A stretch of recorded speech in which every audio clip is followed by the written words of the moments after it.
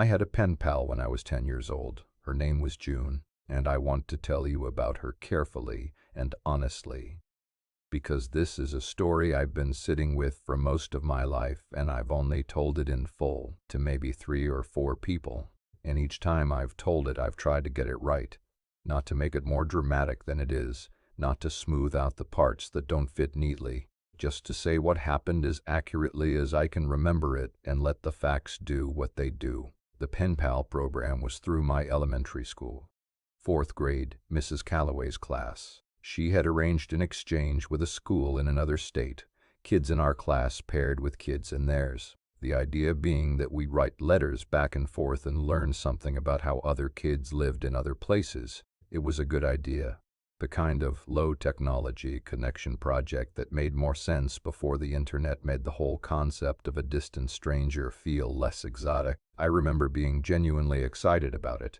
The idea of a person my age somewhere else living a different version of a kid's life, interested in hearing about mine. That appealed to me. Mrs.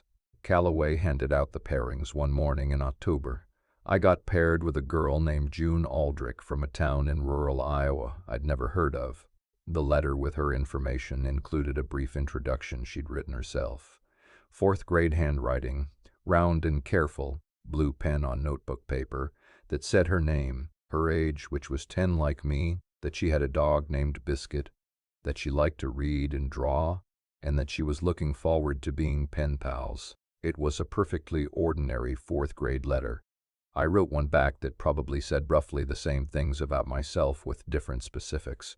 We wrote back and forth for about 4 months, October through January, maybe 8 or 9 letters each way, and I want to tell you that June was a genuinely lovely pen pal. Her letters were thoughtful and specific in the way that some kids' writing naturally is. She told me about the town she lived in, about the farm her family was on the edge of, about Biscuit, who apparently had strong opinions about squirrels, about the book she was reading, about a neighbor boy she'd had a fight with over something she was vague about, but that was clearly significant to her. She asked me good questions.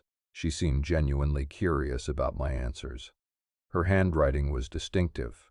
I want to mention that specifically because it matters later. She wrote in this very particular style, letters that had a slight leftward lean to them, which is unusual. Most people lean right or write straight up, and she made her lowercase g in an old-fashioned way, with a closed loop at the bottom rather than the open tail that most people use. Specific and consistent across every letter, the handwriting of someone who had developed an early and particular style and stuck to it. In February, her letters stopped. I wrote 2 more after the last one I'd received and didn't get anything back. I wasn't particularly worried at first. Mail was slow, kids got busy, life intervened. But by March, I mentioned it to Mrs. Calloway and she said she'd look into it. Contact the teacher at the school in Iowa. A week later, she took me aside at the end of the day and told me, gently, the way adults tell children difficult things, that June had been in an accident in early February, that she had passed away. I was 10 years old, and it was the first time someone I'd written letters with had died. It wasn't a close friendship. We'd never met, never spoken, just exchanged 8 or 9 letters over 4 months. But it was a real connection, the kind that 10-year-olds make seriously and feel seriously. And I remember going home that day and sitting with it for a while, in the way that children sit with things that are too big for them. I got out her letters and read them again.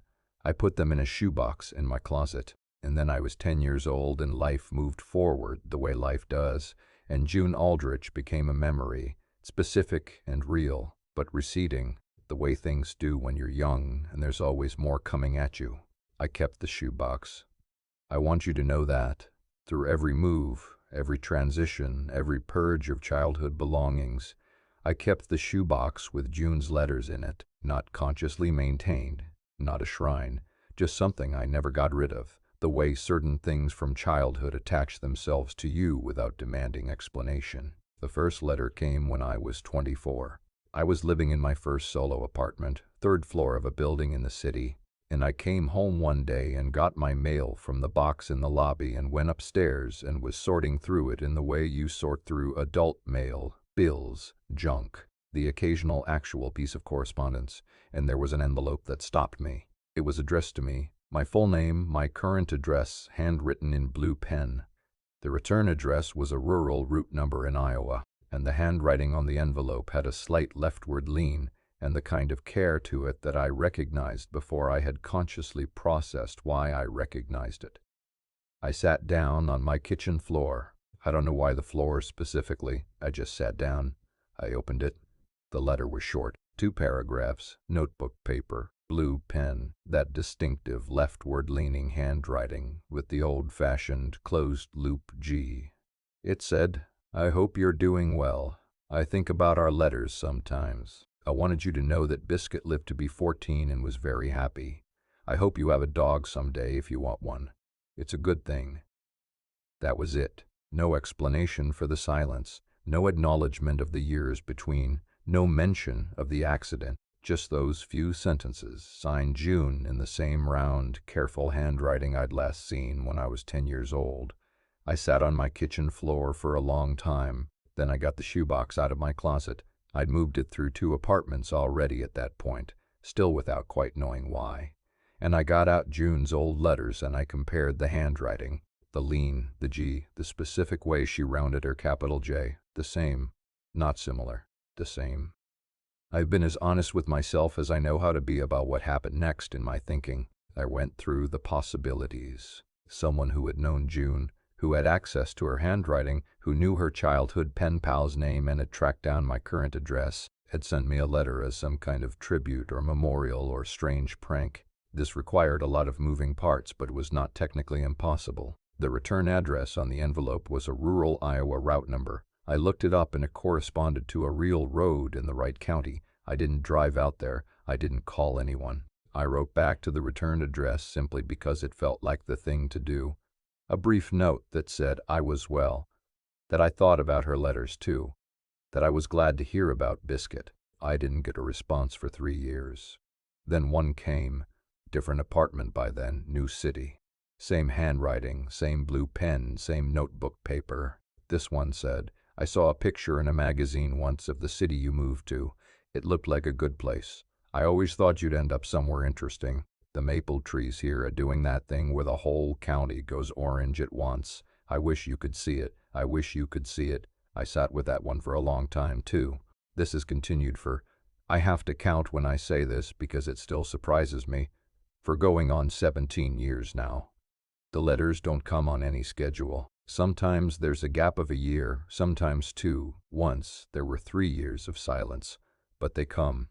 Always the same handwriting, always the same blue pen on notebook paper, always brief 2 or 3 paragraphs at most, always personal in that specific way that June's letters were always personal, noticing things, asking questions, telling me small details about the place she was writing from as though the place were still the rural Iowa town she'd grown up in, as though the trees were still doing their fall thing and Biscuit was still alive, and the world she was writing from was continuous with the world of 1992. I've never told my family.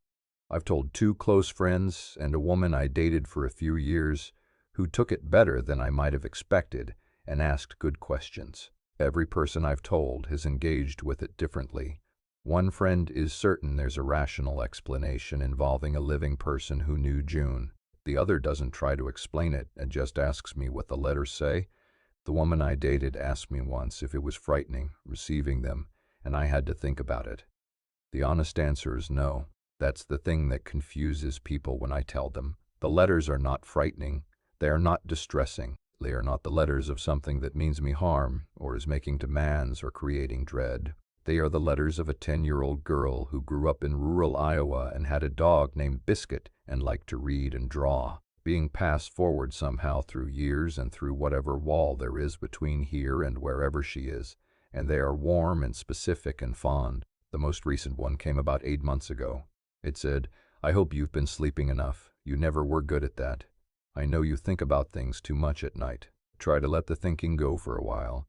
Some things are just worth sitting with quietly. The stars here are very clear tonight. I think you'd like them. Try to let the thinking go for a while. Some things are just worth sitting with quietly." I read that one several times. I thought about how she could have known, whoever or whatever is writing these letters, that I wasn't sleeping well. that I was running loops on things in the dark the way I sometimes do. I thought about the stars she mentioned and what sky she might be seeing them from and what tonight means in whatever time she's writing from.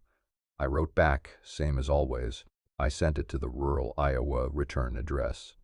I said the stars here have been good too when I remembered to look up. I said I was working on the sleeping thing. I said, thank you. I keep all of them in the shoebox now. The original 8 or 9 from when we were 10, and every one that's come since. I've never counted the total. Somewhere around 20 altogether, I think, spread across 17 years. Not a lot, really, but each one carefully kept, each one read more than once, each one answered. I don't know what June is.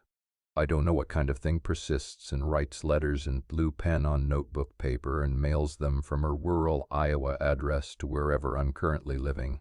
I don't know if she knows she died or if that question even means anything from wherever the letters come from. I don't know if she gets my letters back or if they vanish somewhere in transit, or if they arrive in some form I can't imagine in some place I can't picture. But I know that for 17 years, across 4 apartments and 2 cities and all the ordinary accumulation of an adult life, June Aldrich has occasionally taken the time to sit down and tell me the maple trees are doing their fall thing, and to ask if I've been sleeping, and to tell me the stars are clear tonight. And every time I get one, I take it out of the mailbox and go upstairs and sit down with it and read it slowly, the way you read something that matters, and I write back, because she was my pen pal when I was 10 years old. And she asked good questions, and she was fond of a dog named Biscuit, and she had a slight leftward lean to her handwriting that I would know anywhere.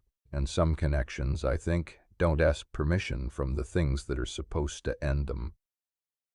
Sleep well tonight. Look up at the stars if you can.